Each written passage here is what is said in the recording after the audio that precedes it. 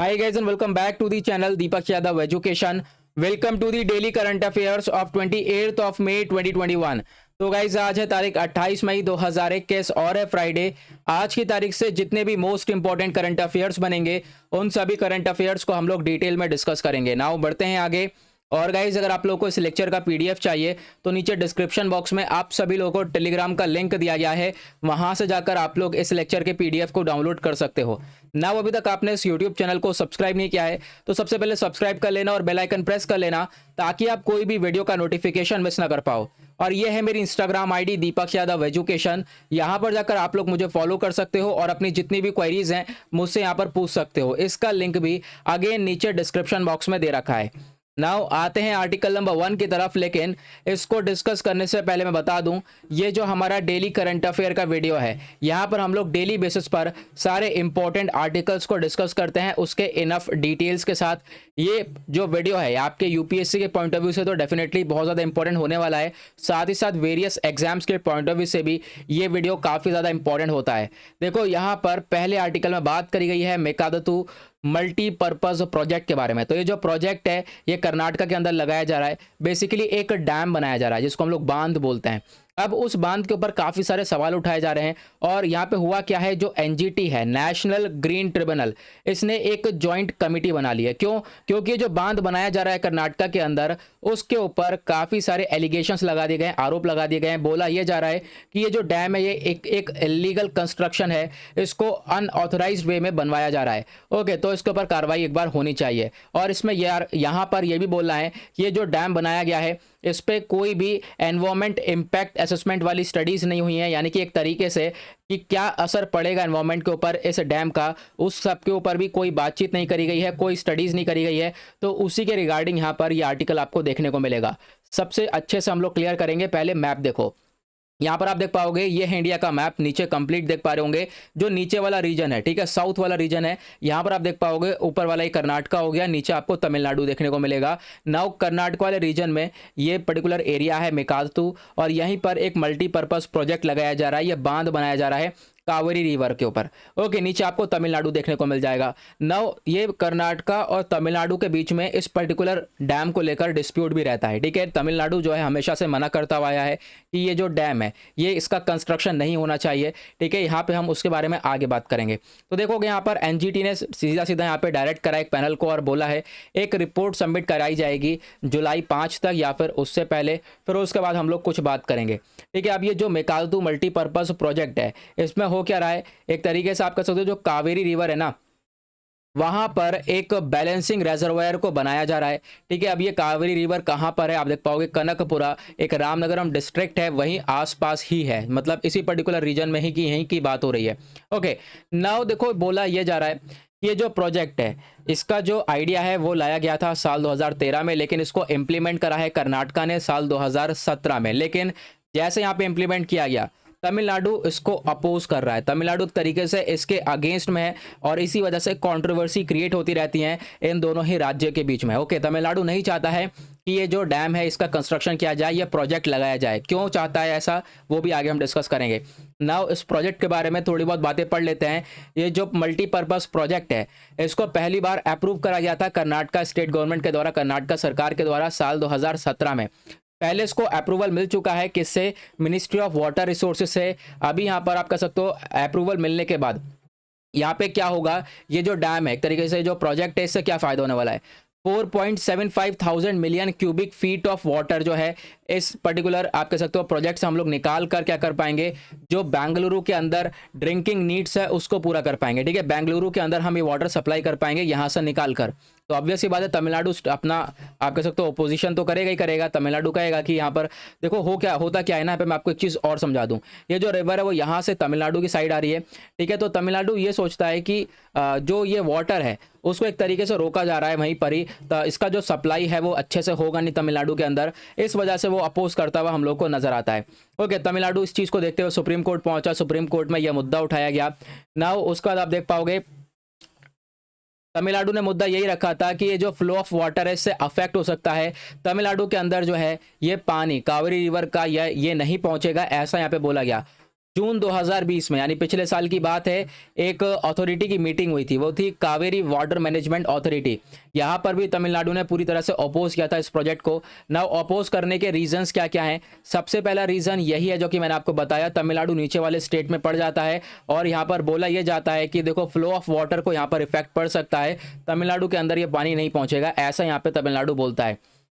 ठीक है, हालांकि कर्नाटक का कहना यह है कि हम लोग जो है वाटर जो भी ले रहे हैं हम, वो सरप्लस वाटर, जो एक्स्ट्रा वाटर है वो हमारे द्वारा लिया जा रहा है, इससे कोई भी इफेक्ट नहीं पड़ेगा वाटर के फ्लो के अंदर। तो मतलब वाटर को लेकर डिस्प्यूट चल रहे हैं, आप समझ गए होंगे।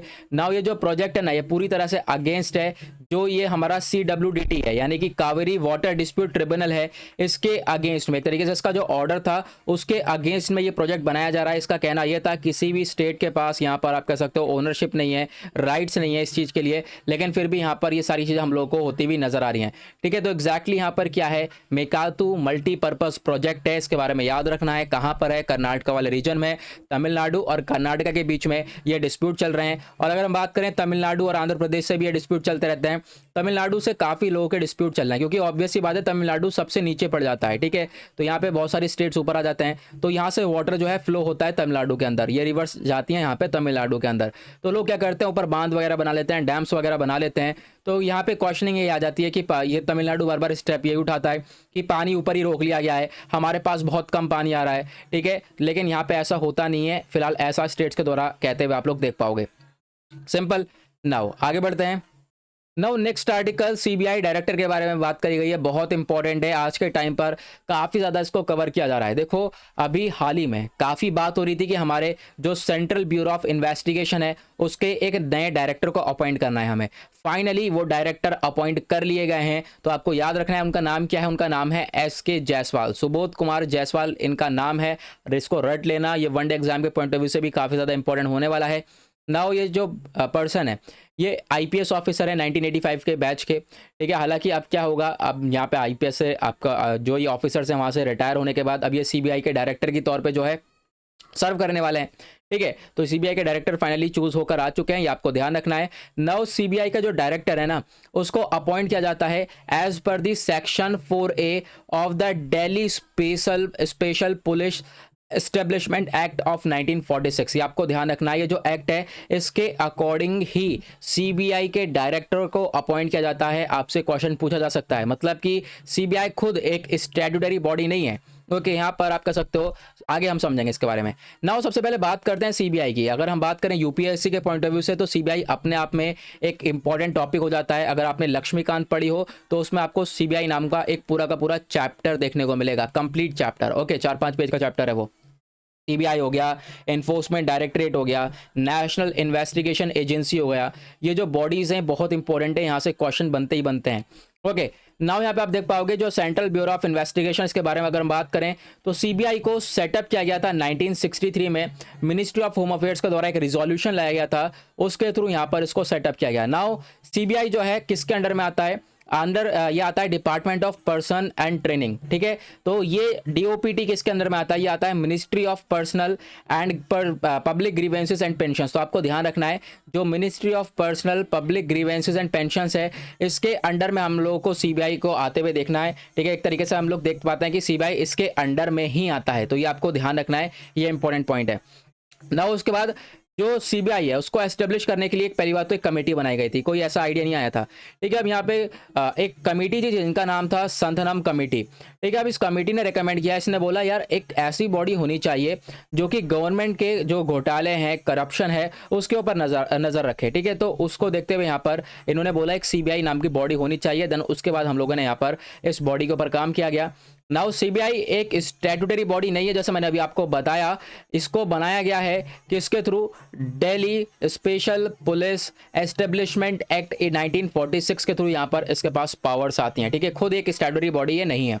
CBI जो है एक मेन इन्वेस्टिगेशन एजेंसी है, मतलब जांच पड़ताल करने वाली एजेंसी है, जो कि गवर्नमेंट के करप्शन वगैरह को भी, यहाँ पर गवर्नमेंट के घोटाले वगैरह को भी देखती है। ठीक है, अभी आपको हाल ही में एक सबसे बड़ा केस मालूम होगा आपको CBI वाला, वो P चिदम्बरम साहब वाला हुआ था, INX मीडिया वाला। ठीक है, काफ़ी टाइम होगा उसको, लेकिन अभी भी सबसे पॉपुलर केस माना जाता है CBI का वो। ठीक है ना, उसके बाद यहाँ पर ये जो CBI है वो असिस्टेंस प्रोवाइड करवाता है किसको, सेंट्रल विजिलेंस कमीशन को यहाँ पे असिस्टेंस देता है, साथ ही साथ जो सीबीआई है इसको हेड कौन करता है, डायरेक्टर हेड करता है, जो कि आज के टाइम के नए डायरेक्टर हैं एसके जायसवाल।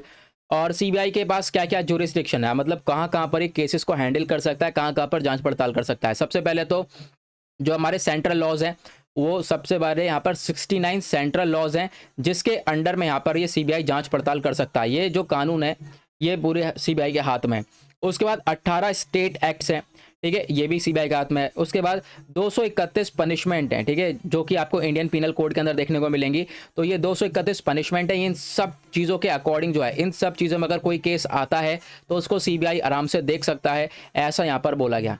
नाउ सीबीआई के डायरेक्टर का अपॉइंटमेंट कैसे होता है, अब आते हैं एग्जैक्ट मुद्दे के ऊपर। जो सीबीआई के डायरेक्टर हैं इनको अपॉइंट किया जाता है, मैंने आपको बता दिया, Delhi special police establishment act के थ्रू। नाउ क्वेश्चन ये है, देखो इसको अपॉइंट कर दिया गया था, बाद में इसके अंदर बदलाव करे गए और फिर बदलाव करने के बाद क्या करा गया, एक कमेटी बनाई गई। यानी कि देखो एक कमेटी बनाई गई है और वो कमेटी जो है अब सीबीआई के डायरेक्टर का चयन करेगी। कैसे, देखो सेंट्रल गवर्नमेंट जो है इसने एक कमेटी बनाई है। अब यहाँ पे कमेटी के अंदर कौन कौन होगा, वो 3 मेंबर होंगे उस कमेटी के अंदर। वो 3 मेंबर कौन कौन से होंगे, एक तो हमारे होंगे प्राइम मिनिस्टर, दूसरे होंगे जो लोकसभा के अंदर एक ऑपोजिशन पार्टी होगी, ठीक है, उसके लीडर होंगे प्राइम मिनिस्टर, एक लीडर ऑपोजिशन पार्टी के, और तीसरा पर्सन कौन होगा, हमारे चीफ जस्टिस ऑफ इंडिया, जो कि आज के टाइम पर कौन है, एनवी रमन साहब। ओके, तो ये 3 पर्सन होंगे जो कि मिलकर सीबीआई के डायरेक्टर को जो है अपॉइंट करेंगे, ये आपको ध्यान रखना है। फिर उसके बाद यहाँ पर इसके अंदर भी चेंज कर दिया गया, जो Delhi special police establishment amendment act 2014 था, इसके अंदर यहाँ पे चेंज करे गए। और यहाँ पे बोला गया, अभी हम लोगों ने देख पाओगे जो ऑपोजिशन पार्टी है लोकसभा के अंदर उसके लीडर को लिया है। नाउ अब यहाँ पे इसको बदल के क्या कर दिया, एक सिंगल लार्जेस्ट अपोजिशन पार्टी होगी जो लोकसभा के अंदर, उसका लीडर भी क्या होगा, यहाँ पर इस कमेटी का मेंबर होगा। ओके, तो यहाँ पर ये एक बहुत बड़ा बदलाव हुआ। नाउ सीबीआई का डायरेक्टर कब तक सर्व कर सकते हैं, तो 2 साल का टेन्योर होता है, 2 साल तक यहाँ पर वो डायरेक्टर बने रह सकते हैं। ओके, ये आपको ध्यान रखना है, इंपॉर्टेंट आर्टिकल था। नाउ अगेन आते हैं 3rd आर्टिकल पर। एक और इंपॉर्टेंट आर्टिकल है, बात करी गई है टोल प्लाजास के बारे में। तो देखो यहाँ पे क्या बोला गया है, जो टोल प्लाजा आपको मालूम होगा, इस तरीके के टोल प्लाजाज होते हैं, आप जाते होंगे यहाँ पर आपको जो है आप टोल कटाते होंगे, फिर उसके बाद टोल टैक्स पे करने के बाद आगे जाने देते हैं, आप लोगों को मालूम होगा, ठीक है, सबने यहाँ पर टोल टैक्स यहाँ पे दिया होगा या टोल को क्रॉस किया होगा। अब यहाँ पे बहुत बड़े बदलाव हो चुके हैं, आपको मालूम होगा, फास्टैग वगैरह आया है। क्या होता है फास्टैग वगैरह, ये आगे मैं बताऊंगा, काफ़ी इंपॉर्टेंट टॉपिक है क्योंकि इसको अभी हाल ही में इंप्लीमेंट किया है अच्छे से। नाउ देखो टोल प्लाजा में भीड़ ना हो, देख पाओगे आप जिस तरीके से भीड़ है ये, ठीक है, यहाँ पर अगर बिल्कुल भी भीड़ ना हो, इसके लिए एक नई गाइडलाइंस आ चुकी हैं। वो गाइडलाइंस क्या है, यहाँ पर आप देख पाओगे कि अगर आप जा रहे हो तो आपको यहाँ पर टोल प्ले 10 सेकंड से ज़्यादा आपको रुकने नहीं दिया जाएगा। एक तरीके से कोई भीड़ नहीं होगी, फटाक से आपसे टोल आप कह सकते हो टोल टैक्स दिया आपने और फटाक से निकल गए। और टोल टैक्स भी वो किस चीज़ के थ्रू होगा, वो फास्टैग के थ्रू होगा। मतलब क्या है इसका, ये सब क्या है, चलो आगे बताता हूँ। नई गाइडलाइंस लाई गई हैं जहाँ पर यह बताया गया है कि देखो बिना गिच पिच के आराम से यहाँ पर हम लोग टोल जो प्लाजाज वगैरह हैं वहाँ पर हम देखेंगे फ्लो एक तरीके से, मतलब यहाँ पे कोई लाइन वगैरह लगी रहती है। ये बोला गया है जो टोल प्लाजा होगा, ठीक है, ये टोल प्लाजा है, इसके आप कह सकते हो पास में लाइन लग रही है तो 100 मीटर से लंबी लाइन नहीं होनी चाहिए, मतलब 100 मीटर तक ये गाड़ियाँ होनी चाहिए। 100 मीटर के बाद अगर कोई गाड़ियाँ होगी तो फिर क्या करा जाएगा, टोल प्लाजा को खोल दिया जाएगा, सभी लोगों को जो है पास करने दिया जाएगा, एक तरीके से यहाँ पे बिना टोल टैक्स काटे वगैरह सबको पास करने दिया जाएगा। तब फिर ताकि जो है हम लोग 100 मीटर की लाइन को मेंटेन करें, ठीक है। मान लो अगर ज़्यादा भीड़ हो जाती है यहाँ पर तो क्या होगा, खोल दिया जाएगा गेट, भाई जाओ निकलो, ठीक है। हम लोग को कम भीड़ करनी है यहाँ पर, ठीक है, जिससे कि अगर यहाँ पे वापस से 100 मीटर की लाइन बन जाएगी तो सही है, तो धीरे धीरे हम लोग निकालते रहेंगे सब लोगों को। मतलब एक तरीके से जो टोल टैक्स है यहाँ पर आपको भीड़ बिल्कुल भी नहीं बनानी है, ठीक है। भीड़ को कम करने के लिए ये स्टेप उठाए गए हैं, ये गाइडलाइंस लाई गई हैं। ओके, ये ध्यान में रखना। नाउ अभी अगर हम बात करें, जो हम लोग फास्टैग लेकर आए थे वो काफ़ी हद तक इम्प्लीमेंट हो चुका है, काफ़ी सारे लोग जो है फास्टैग का इस्तेमाल कर रहे हैं, लेकिन बहुत सारी जगह पर ये फास्टैग का इस्तेमाल अभी भी आप कह सकते हो काफ़ी प्रतिशत रह गए हैं जो लोग जिन्होंने यहाँ पे फास्टैग को इम्प्लीमेंट नहीं किया है। नाउ ये फास्टैग है क्या, तो इसके बारे में बात करेंगे। अगर आप लोगों ने देखा होगा कार में अब की बार यहाँ पर क्या हो रहा है, फास्टैग्स लगाए जा रहे हैं, ठीक है, इस तरीके का ये फास्टैग होता है। ओके, नाउ ये कहाँ पर लगता है, कार में आप देख पाओगे इस तरीके से लगता है। अब यहाँ पे हम लोग को रुक कर पैसे निकाल कर उनको देकर टोल कटवाने की ज़रूरत नहीं है, फटाक से यहाँ पर मशीन लगी होती है, वो आपका जो टोल टैक्स है वो काट लेती है। कैसे होता है ये सब कुछ हम लोग आगे डिस्कस करेंगे। आप देख पाओगे जो फास्टैग डिवाइस है ना, ये आती है एनईटीसी के अंडर में, नेशनल इलेक्ट्रॉनिक टोल कलेक्शन के अंडर में आती है। हम लोग इस फास्टैग से जो है टोल का कलेक्शन करते हैं, टैक्स का कलेक्ट करते हैं। नाउ यहाँ पे डिज़ाइन करा गया है इसको, एक आप कह सकते हो हमारे पास टेक्नोलॉजी है, मशीन लगाकर हम लोग जो है इस टोल टैक्स को काट सकते हैं। ओके, ये आपको ध्यान रखना है। यहाँ पे आपका जो सेविंग करेंट अकाउंट है वहाँ से डायरेक्टली पैसा कटेगा। कैसे कटेगा, ये क्या प्रोसीजर है, ये सब यहाँ पे आप देख पा रहे हो। ये फास्टैग है, ये स्कैनर हो गया, ये क्यूआर कोड हो गया, ठीक है। यहाँ पर हम लोग स्कैन वगैरह करेंगे। आप देख पाओगे ये टोल टैक्स होता है, सॉरी ये टोल प्लाजा होता है, ठीक है। अब यहाँ पे क्या होता है कि यहाँ पहले क्या होता था, यहाँ पे एक बंदा बैठा होता था, ठीक है। आपने गाड़ी रोकी, आपने पैसे निकाल कर इसको दिए, ये टोल काटता था, ऐसा होता था ना।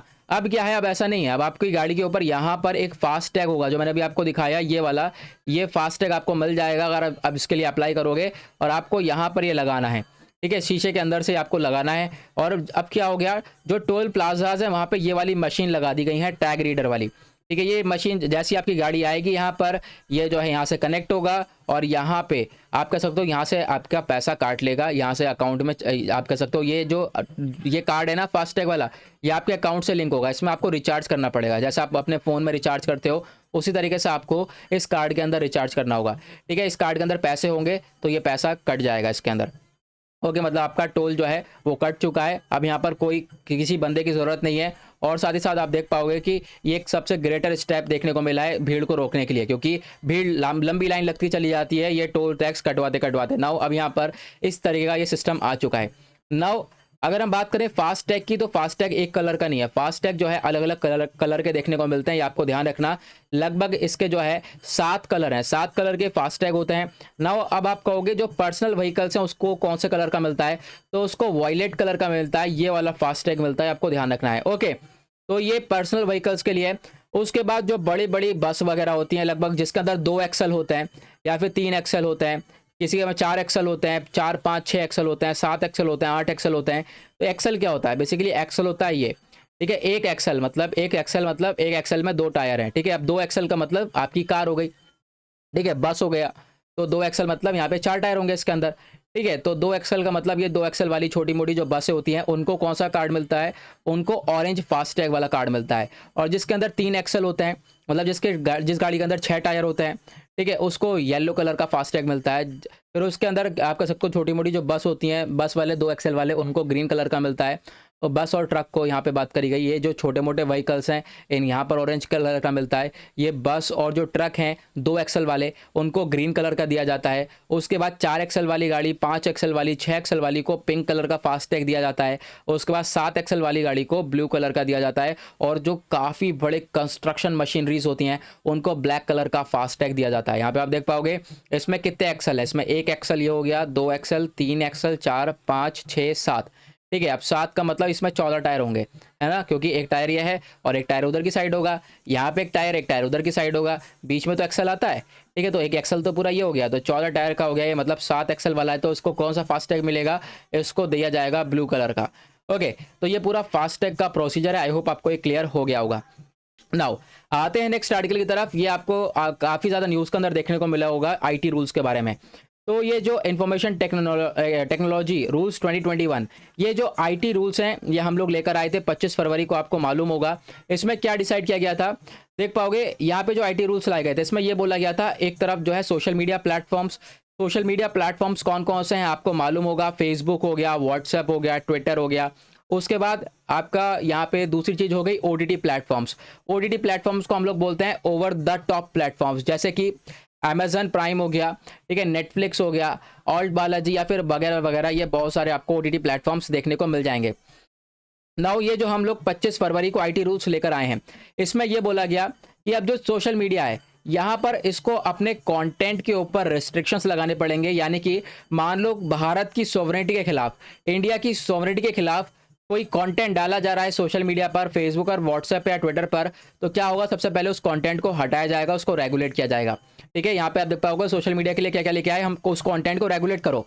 दूसरी चीज़, भाई सबसे पहले उसको पकड़ो। ये मैसेज जहां से सबसे पहली बार फॉरवर्ड हुआ है, आप देख पाते होंगे व्हाट्सएप पे बहुत सारे मैसेजेस फॉरवर्ड होते रहते हैं, ठीक है, कहीं ना कहीं से तो शुरुआत हुई होगी इसकी। तो यहाँ पे सोशल मीडिया प्लेटफॉर्म्स को ये बोला गया कि आपको फर्स्ट ओरिजिनेटर को आइडेंटिफाई करना है, वो कौन है जिसने सबसे पहला मैसेज ऐसा छोड़ा था जिसकी वजह से ये इतनी अफवाह फैली है, ठीक है। अब यहाँ पर आप देख पाओगे क्या क्या हो गया। आईटी रूल से लेकर आ गए हम लोग, कंटेंट को रेगुलेट करा हमने, जो है फर्स्ट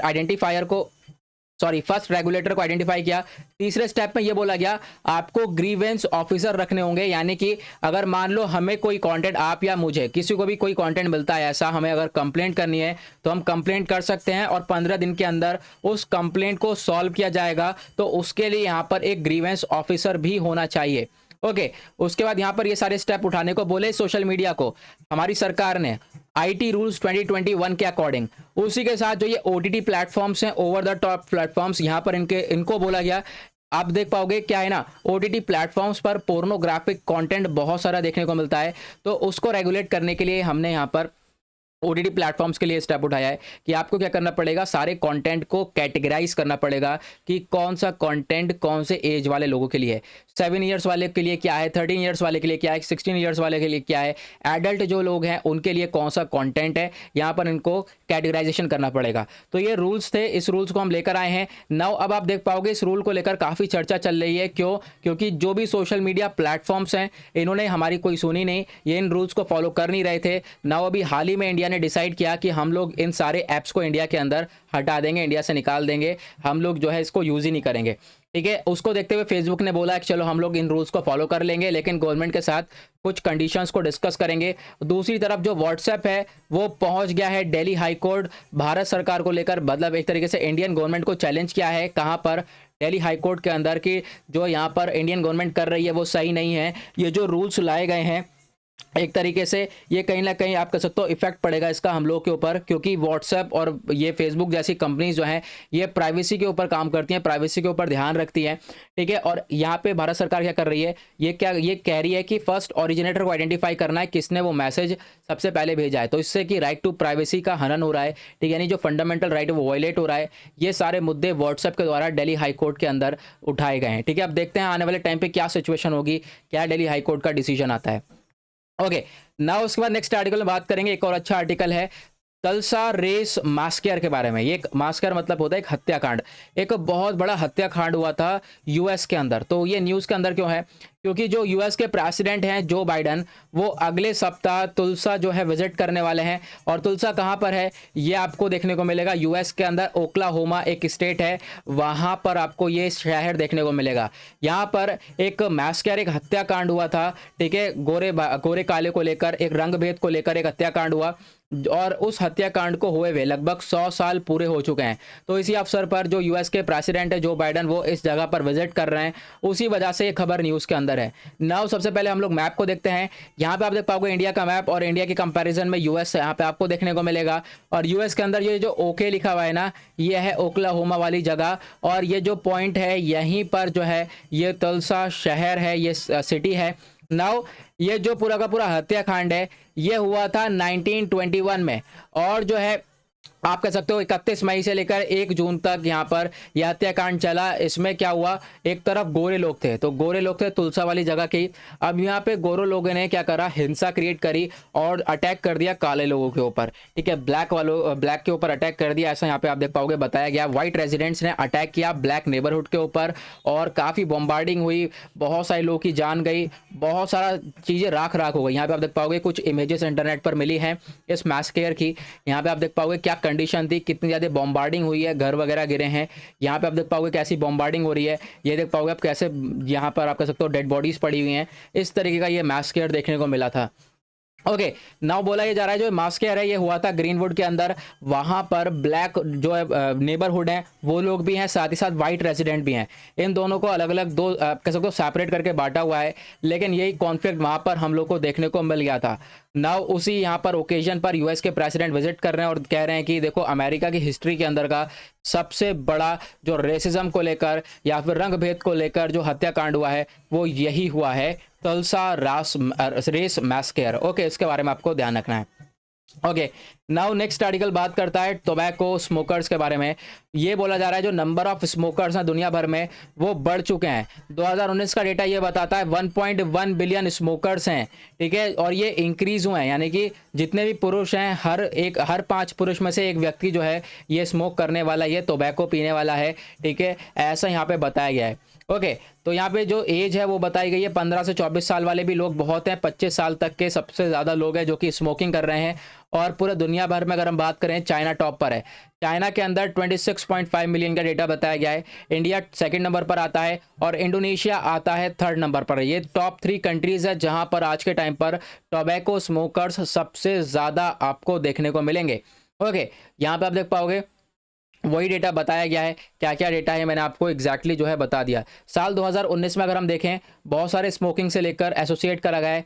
1 पॉइंट मतलब स्मोकिंग करने से, ये जो है सिगरेट वगैरह पीने से, टोबैको भर के जिसको हम लूज सिगरेट्स वगैरह बोलते हैं, टोबैको स्मोक करने से बहुत सारे लोगों की जान गई है।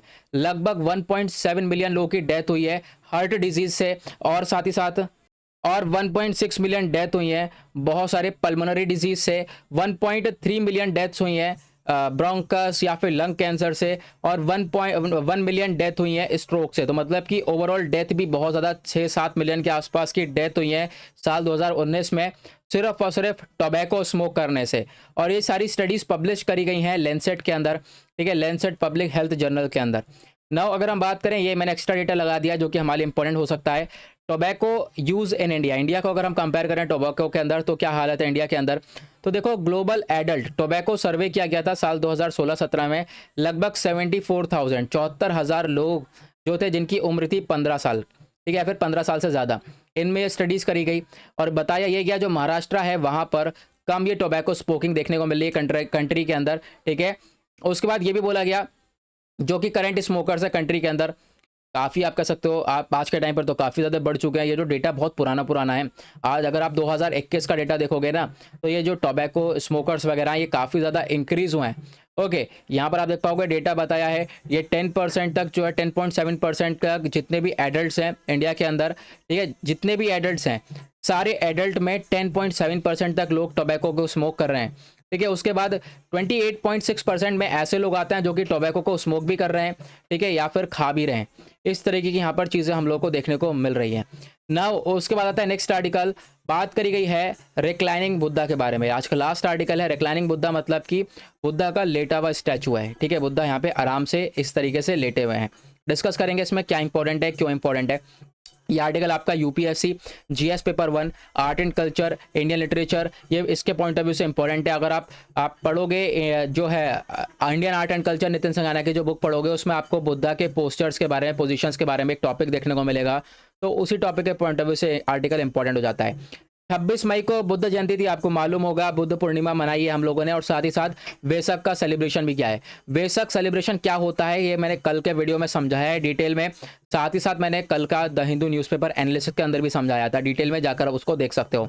नाउ बात करी गई है इंडिया का सबसे बड़ा स्टैचू, यानी कि रिक्लाइनिंग बुद्धा का स्टैचू, लेटे हुए जो है बुद्धा, उस टाइप का स्टैचू बनाया गया था बोधगया के अंदर, लेकिन उसकी सेरेमनी अभी नहीं हो पाई है कोविड-19 रिस्ट्रिक्शंस की वजह से। आप देख पाओगे ये है स्टैचू, यहाँ पर आप देख पाओगे कुशन के ऊपर यहाँ पर बुद्धा लेटे हुए हैं, राइट साइड पर अपने जो है हैंड पर इस तरीके से जो है लेटे हुए हैं। इस स्टैचू को याद रखना है, जो पोजीशन है काफ़ी इंपॉर्टेंट है।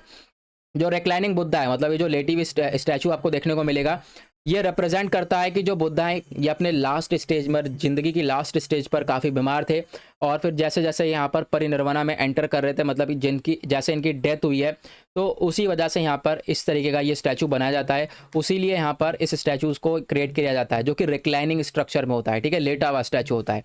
ओके, नाउ रिक्लाइनिंग स्ट्रक्चर मैंने आपको बता दिया, ये क्या दिखा रहा है, बुद्धा अपने राइट साइड पर लेटे हैं, उनका जो हाथ है वो आप देख पाओगे, आप कह सकते हो कि जो इनका हेड है, ठीक है, वो रेस्ट कर रहा है क्वेश्चन के ऊपर और अपने राइट एल्बो के ऊपर। मैंने आपको बताया था सीधे हाथ पर ये लेटे हैं, क्वेश्चन के ऊपर आराम से यहाँ पर आराम कर रहे हैं। लेकिन ये स्ट्रक्चर ये दर्शाता है, क्या दर्शाता है, परिनिर्वाणा, यानी कि इनकी डेथ को। उसके बाद यहाँ पे रिक्लाइनिंग बुद्धा आप कह सकते हो ये पहले डिपेक्टेड आर्ट था, यानी पहला आर्ट ये गंधरा आर्ट के अंदर देखने को मिला था, ठीक है। पहली बार कहाँ देखने को मिला था, ये रिक्लाइनिंग बुद्धा का स्ट्रक्चर, मतलब लेटा हुआ स्ट्रक्चर जो है वो गंधरा आर्ट के अंदर देखने को मिला था। गंधरा आर्ट बहुत इंपॉर्टेंट टॉपिक है आपका इंडियन आर्ट एंड कल्चर में, आपको देखने को मिलेगा। ओके, ये कौन से पीरियड की बात है, लगभग 50 BC से लेकर 75 AD के आसपास की बात है, ठीक है। उसके बाद हम लोग को ये रिक्लाइनिंग बुद्धा के स्टैचूज काफ़ी सारे देखने को मिले। लेकिन अगर हम बात करें दुनिया में सबसे बड़ा रिक्लाइनिंग बुद्धा का स्टैचू कहाँ पर देखने को मिलेगा, वो जो स्टैचू है वो 600 फीट ऊंचा, आप कह सकते हो 600 फीट लंबा स्टैचू है। 600 फीट अगर हम इसको कह सकते हो कि कंपेयर कर सकते हो, काफ़ी ऊंचा हो गया ये।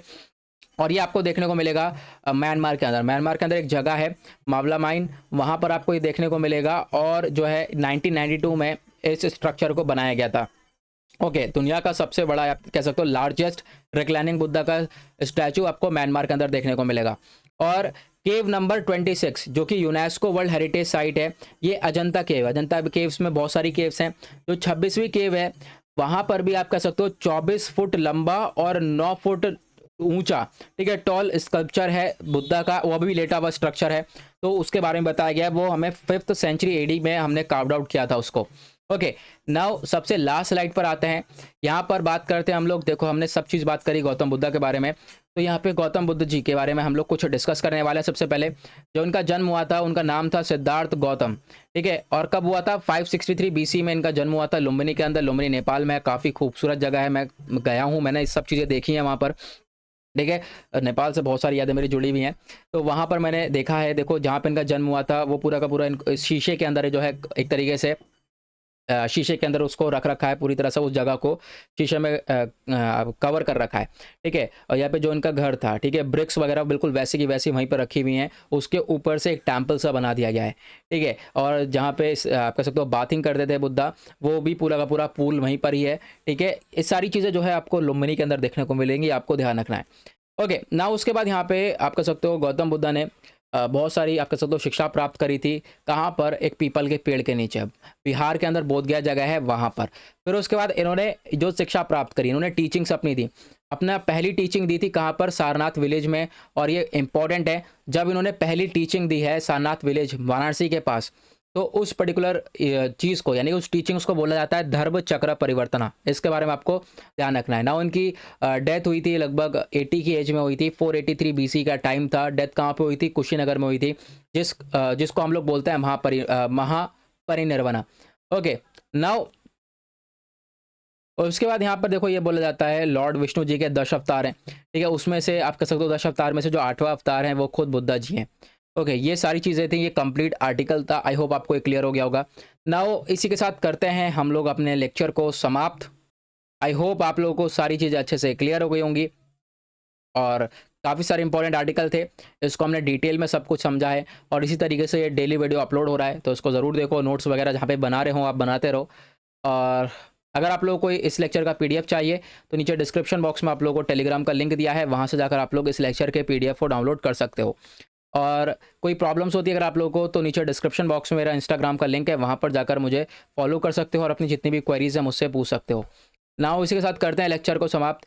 आई होप मिलते हैं आप लोगों से नेक्स्ट वीडियो में। आज के लिए bye bye, have a nice day.